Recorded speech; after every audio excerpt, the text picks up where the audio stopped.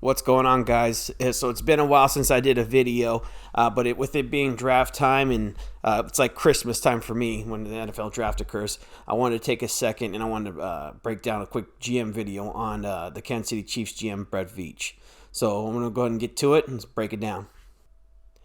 Now with Brett Veach, really want to discuss the wins opportunities he's had over the last few years and really decide whether or not he's a hero or a zero in the end when it comes to the GM position.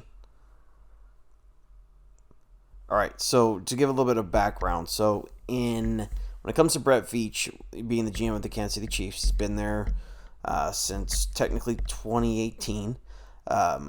He was the GM in 2017, but John Dorsey made the picks for all of 2017, so he made 2018 and passed. So in the last 5 years that he's been the GM, right, that's 18 straight picks in the NFL draft from 2018 to 2020. Veach has not selected one Pro Bowler player except for McCole Hardman, who was a Pro Bowl in his rookie year and who's been a bust the last two seasons since. Now, not one player Veach selected in those 3 years ranked in the top 40 last year in their respective positions, according to Pro Football Focus, except for Rashad Fenton. Rashad Fenton actually had a pretty decent year last year overall. Now, those 18 players selected, again, not one in their top 40 of their position.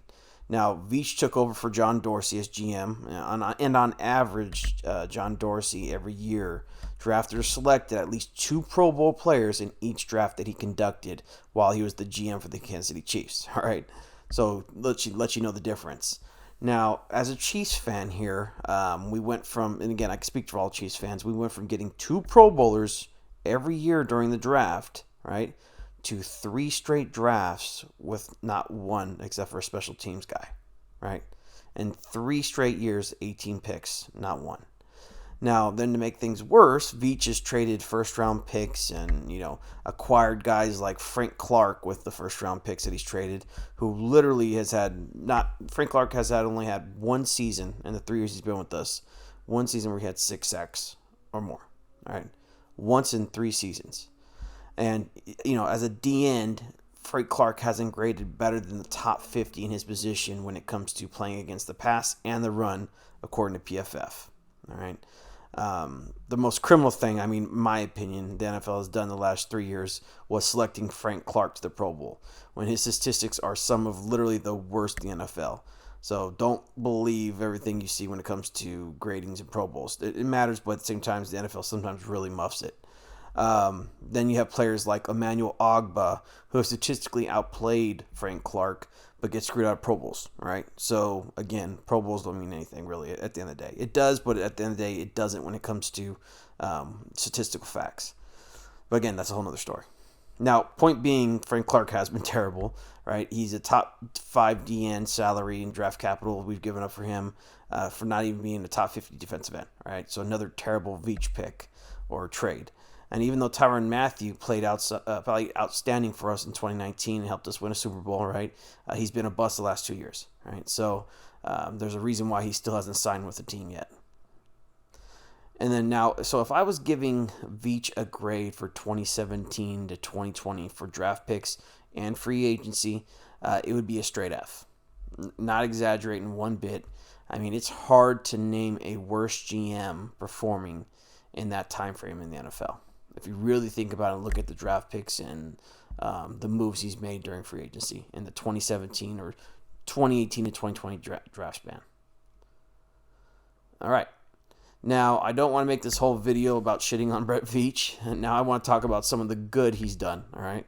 After the embarrassment in 2020 season during the Super Bowl and having one of the worst O-lines to ever start in a Super Bowl, I have to give it to Brett Veach.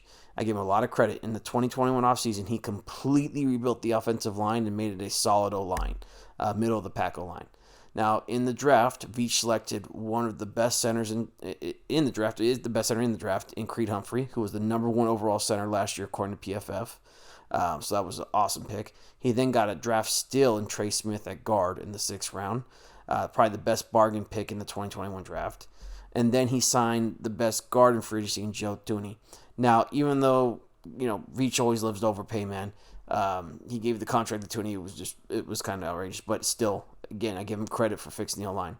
And again, making the money count by getting a proven Pro Bowl guard. Now, with that being said, we then traded our first round pick last year for a solid starting left tackle in Orlando Brown. Okay, Orlando Brown's not an All Pro, not kind of Pro Bowl. I mean, he's top 15 tackle, so say what you want to say. Still a good tackle. And then on the top of that, he selected Noah Gray, a solid developmental tight end, and a stud linebacker in Nick Bolton as well. So Veach overall did great in the 2021 draft. So overall, I was stunned. Okay, when I saw Veach draft in 2021, because he finally selected some solid players. When I saw him draft Creed Humphreys and Nick Bolton, I was like, wow, all right, those are the same guys I had on my board, right? So at the end of the day, he nailed those picks.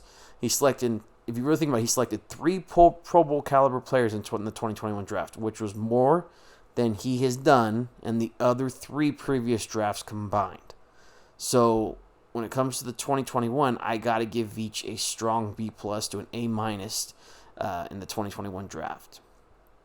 Now, where Veach still screwed up in 2021 was free agency. All right, again, as bad as Veach was at the draft, I think he's worse in free agency. I really got to say that. But overall, I got to give Veach his due. He really did do good in 2021 for the draft. And I have a strong optimism. I do. He can continue what he did in 2021 with this 2022 draft. He just needs to draft the for sure prospects. Select the prospects who don't have crazy upside or some project player, but instead select the safest prospects, and I think he continued to build off the 2021 success in 2022. But to be fair, one good season doesn't make up for 3 terrible seasons. If the Chiefs had a stronger personnel on the roster with Mahomes and our coaching staff, which is great every year, we would be a 14-2 team. We have the best QB, we have the best coach. It's crazy that if we had a better squad, if you really take the Chiefs and break them down from a personnel perspective, we're probably 4th in the AFC West, 3rd for sure. We're not better than the Chiefs or we're not better than the Chargers or Broncos. And then from the NFL perspective, we're maybe middle of the pack at best. So if I'm being honest with myself, even though I want to see Veach succeed when it comes to being a GM, right? Because again, I want us to still do good. I want to go through hell with this guy. When it comes to Veach being a hero or a 0, I'd have to side with Veach being a 0. All right. Now, if I was grading Veach over the last 4 seasons, I would give him a C-. Right now, a C- instead of an F, which it would have been if you asked me last year, because the 2021 draft class breathed some life in the confidence I have in Veach being a decent GM. So I just hope he's really able to nail the 2022 draft and continue to get a better grade and follow up, and execute like he did last year. All right, so that was a quick video on Brett Veach. For all my Chiefs fans out there, I hope you guys liked the quick breakdown. Again, drop a like and leave a comment if you have anything to say or want to bring up about the video. Appreciate the time. I'm going to be trying to get back to it and make more videos. So, especially with the draft being around. All right, guys, peace.